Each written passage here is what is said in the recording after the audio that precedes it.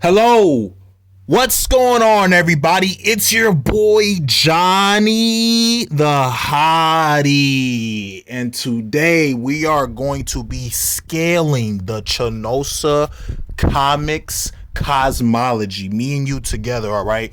I'm back. I know it's been a while. I apologize. I believe it was I don't even know how long it's been. And thanks for 116,000 subscribers. That is insane. But without further ado, let's get into the video. All right. Now we're going to start with the most basic stuff. And then we're going to end with the hard stuff, the most complex stuff. So off the bat, let's get off to the atoms, right? You're right. All right. So here we go. By the way, I made other videos on the Chanosa cosmology. It was just never power scaling purposes. It was just, talking about it, informing you all, etc. But now we're going to actually scale it to the best of our abilities, okay? So here we go. Let's start with the atoms. You see, atoms in Chanosa contain the same things, properties, and characteristics of physical universes. You see, and those physical universes contain collective unconsciousness and Jung archetypes. Okay. So the atoms were made from the dreams and thoughts of all sentient beings while they were unconscious. So think of it as reality warping via the dreaming. Okay. So yeah, there's that. All right. So those are the atoms that make up pretty much anything that's physical, like the earth, the solar system, the galaxy, the stars, all that stuff, right? Now the universe, right? We have infinite universes, okay?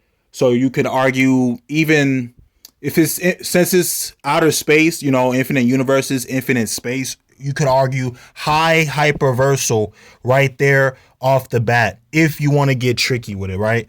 So space itself is infinite and endless. Time itself is infinite and endless. So already, like I said, high hyperversal.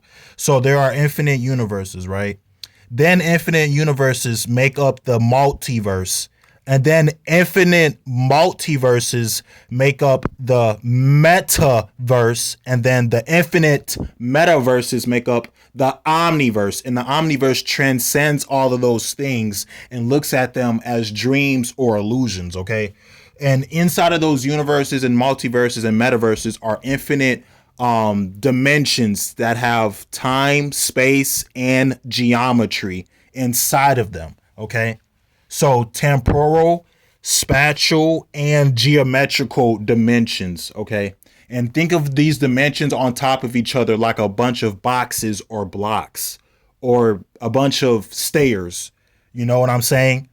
So, yeah, this cosmology is already insane. We're not even 3 minutes. Okay, I lied. We're 4 minutes in, right? 4 minutes in, okay? So when it comes to the omniverse, there's the light side of the omniverse, and then there's the dark side of the omniverse. So light versus dark. So I'm going to do a separate video on the omniverse, because if I do it now, this video is going to be like 16 hours long. So let's not waste any more time, all right? Then right above the omniverse, we have the gate. These pictures are fire, by the way. Shout out to the plug. We have the gate that transcends the omniverse. Now, this gate transcends dimensionality conceptually and archetypally. So not even the concept and archetypes of dimensions can be applied to it. As a matter of fact, this is a literal gateway outside of the idea of time and space. So the gate is at least bare minimum low outer versal, base to low outer versal, if you want to get really, really tricky with it, since it transcends dimensionality conceptually. Okay, you know what I mean? Keep in mind, this is going to get even more insane. So keep that in mind. So we have the infinite void of nothingness that transcends the gate, right? And it looks at the gate as a dream, okay? So when you have something infinite and it's above something that's low outer and it transcends something that is low outer, that's how you get to high outer. Okay. So, but it has to be infinite. If it's finite, like billions or trillions, then that's mid outer. Does that make sense? I hope I'm saying it right. Okay, so already off the bat, once again, we're at that high outer range right there. All right, so let's review. Right, the universes through the metaverse is like high hyperverse. So omniverse could be like baseline outer. The gate is like low outer, and then the infinite void of nothingness is high outer because it's infinite and it already transcends something that is in the low outerversal category or tier. Okay. Now we have Katie Victoria's realm. Katie Victoria's realm has infinite and endless layers with an infinite and endless distance in between each layer. So imagine a ladder where there's an endless amount of distance or space in between every single step. Yeah. So we're like way into high outer versal, way in the high outer. Hold on, let me take the glasses off and let me take a sip of this. Hold on. Sorry, but sorry about that, y'all. So this is scary. This is scary, and this is just Katie Victoria's realm alone. Okay, keep in mind before you even get here, there's an infinite void of nothingness or nowhere before you even get there. Their realm, I don't know if it's a he or a she since they're an abstract being, cosmic deity. Their realm to say it's incomprehensible would be an understatement. That wouldn't do it justice at all. It just flat out wouldn't do it justice. Okay. Now here's where it gets tricky. We are gonna do Natu's realm, Infinita and Eterna's realm, and then you pretty much get the idea of every realm after this. Okay. So Natu's realm transcends Katie Victoria's realm. Okay. And it looks at it as a dream. But the problem is when you go to Natu's realm, you are so beyond Katie Victoria's realm that not even the concept of Katie Victoria's realm can be applied to you. Okay. So since you're transcending something high outer conceptually, that is how you get to extraversal. Okay. So this is just baseline to low extraversal. Okay. Once again, transcending something that is high outer on a conceptual level. A conceptual is an idea or a thought. You know what I mean? Something that is conceived in the mind, in the brain.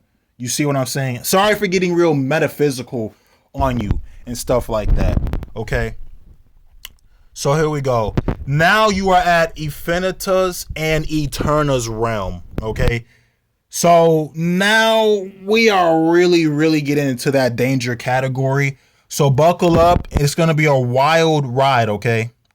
So because Infinita and Eterna's realm was once again infinite and endless, but there's an endless gap between Natu's realm and Infinita and Eterna's realm. Infinita and Eterna's realm transcends pretty much anything below it conceptually, all right? Its limitations cannot be applied. So now this is high extraversal, easily way into high extraversal since it's infinite and it transcends something that is low extraversal. That makes it high extraversal. Okay. And anything mid extraversal would be in the finite range. If it's finite, it can be 100, 100 billion, 100 trillion. As long as it's not infinite, then it will be mid. Okay. So now the end of creation, I think you know where we're going with this. Okay. I don't think I need to beat a dead horse here. The end of creation transcends Infinita and Eterna's realm and looks at Infinita and Eterna's realm as a dream or an illusion. Okay. This is no longer in the extraversal tier. This is no longer on the tiering system in general. This is now beyond tiering.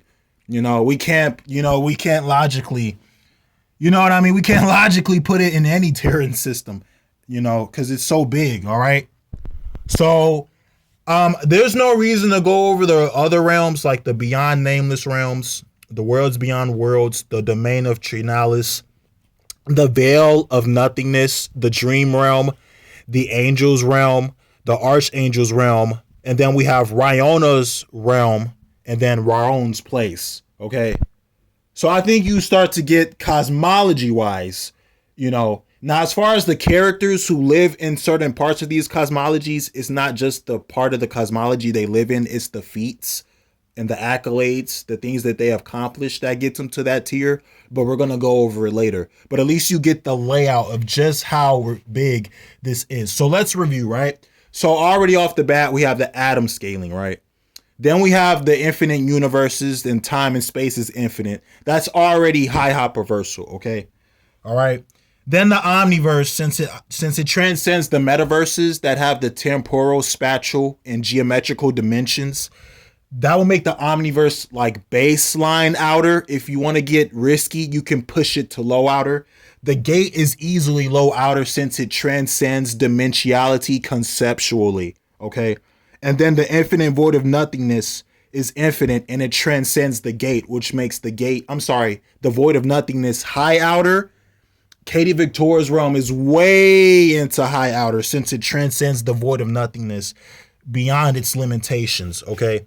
And then Natu's realm would be baseline extraversal since it transcends the Katie Victoria's realm idealistically.